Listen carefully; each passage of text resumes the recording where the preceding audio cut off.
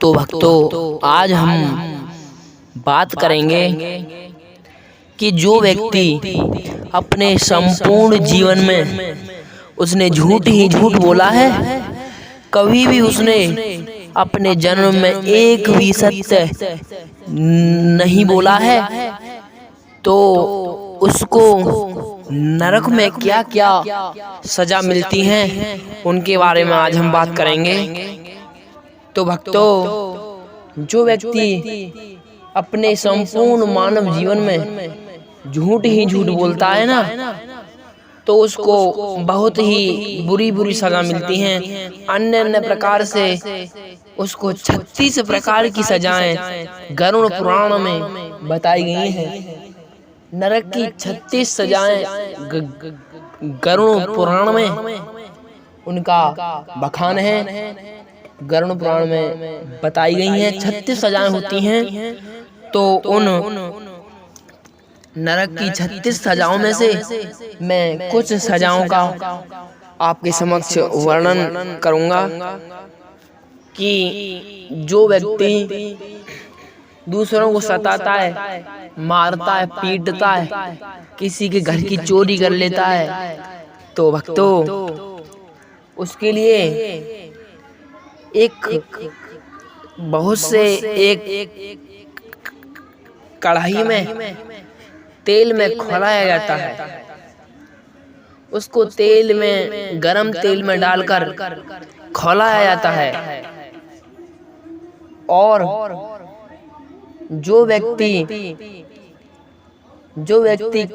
किसी पराई स्त्री को गलत दृष्टि से देखता है ना, तो उसको एक वैतरणी नदी होती है, उस नदी में आग ही आग होती है, तो उस नदी से होकर के उसे जाना पड़ता है, और अन्य अन्य प्रकार की उसे सजा दी जाती है।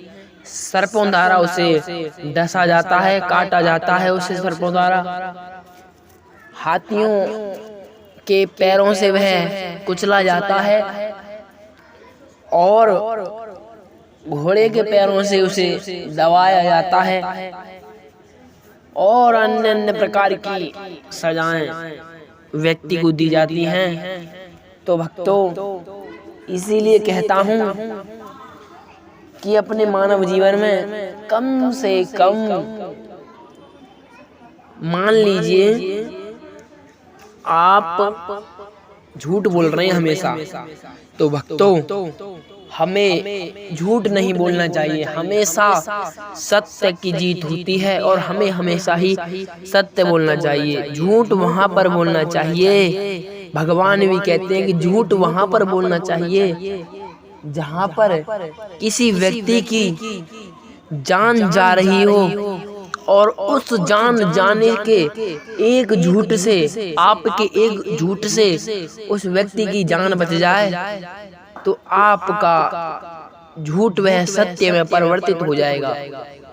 यानी कि वहां पर आपका झूठ नहीं, सत्य पुण्य लगेगा आपके लिए, क्योंकि आपने एक दूसरे व्यक्ति की जान बचाई है ना, तो इसीलिए। तो भक्तों, यह थी घोर नरक की सजाएं। बहुत बहुत प्रकार की सजाएं होती हैं। उन्हें ऊपर से खोलती हुई वैतरणी नदी में धकेला जाता है, और अन्य अन्य प्रकार के वहां पर वह जो वैतरणी नदी होती है ना, तो उसमें अन्य अन्य प्रकार के जानवर होते हैं, जैसे सर्प, बिच्छू, घड़ियाल, घोड़ा, हाथी आदि आदि प्रकार के जो 84 लाख योनियों में वो भोग रहे होते हैं ना, उस योनियों को, उसी योनियों में आपके लिए डाल दिया जाता है। तो भक्तों, इसीलिए अपने मनुष्य जीवन में भगवान का भजन करो, प्रभु का चिंतन करो।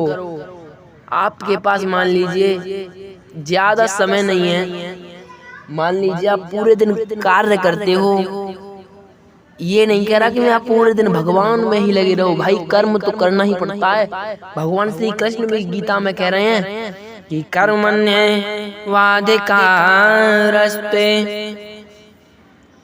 मा फलेषु कदाचन मा कर्म फल हेतुर्वा तो भक्तों, कर्मण्येवाधिकारस्ते यानी कि कर्म करो और तुम फल की चिंता मत करो। तो यानी कि मान लीजिए आप पूरे दिन अपनी ड्यूटी पे जाते हैं, अपने समय पूरे दिन कार्य करते हैं, और जब रात को सोते हैं ना, तो सोते वक्त एक बार प्रभु का चिंतन करके सोया करो कि हे प्रभु, आज का मेरा दिन अच्छा व्यतीत हुआ और कल का दिन आपके ऊपर है, कल का दिन आप ही बिताओगे प्रभु, कैसा बीतेगा कल का दिन। तो ऐसी प्रभु परमात्मा से ऐसी कृपा करके आप रात को अपने बिस्तर पे सोएं और धरती माता को, भूमि को चूम करके अपने माथे से लगा करके सोएं, और जब सुबह को उठे ना तो भी अपने दोनों हाथों को देखें और एक मंत्र है उसका उच्चारण करें कि कराग्रे वस्ते लक्ष्मी कर्मंदे सरस्वती करमूले गोविंदा प्रभाते कर दर्शन। कराग्रे वस्ते लक्ष्मी, कर के अग्रभाग में लक्ष्मी जी का वास होता है, कर मध्य सरस्वती, और हाथ के जो मध्य भाग होता है ना हमारा, उसमें सरस्वती का वास होता है, और कर मूले तो गोविंदा, कर के मूल भाग में भगवान गोविंद का, भगवान कृष्ण का वास होता है। और प्रभाते कर दर्शनम, हमें इन दोनों हाथों का, अपने दोनों हाथों का सुबह को दर्शन करना चाहिए। इसीलिए यह आप कार्य करें तो अपने मानव जीवन में झूठ ना बोलें, सत्य का हमेशा साथ दें। तो जय श्री राधे, जय श्री कृष्ण भक्तों। अगली आ रही है हमारी अगली वीडियो जल्दी ही। हमारे YouTube चैनल को सब्सक्राइब कर लें। ऐसे ही रोचक जानकारी पाने के लिए हमारे प्रशांत कुमार शर्मा जी के YouTube चैनल को सब्सक्राइब करें और बेल आइकन को दबाएं।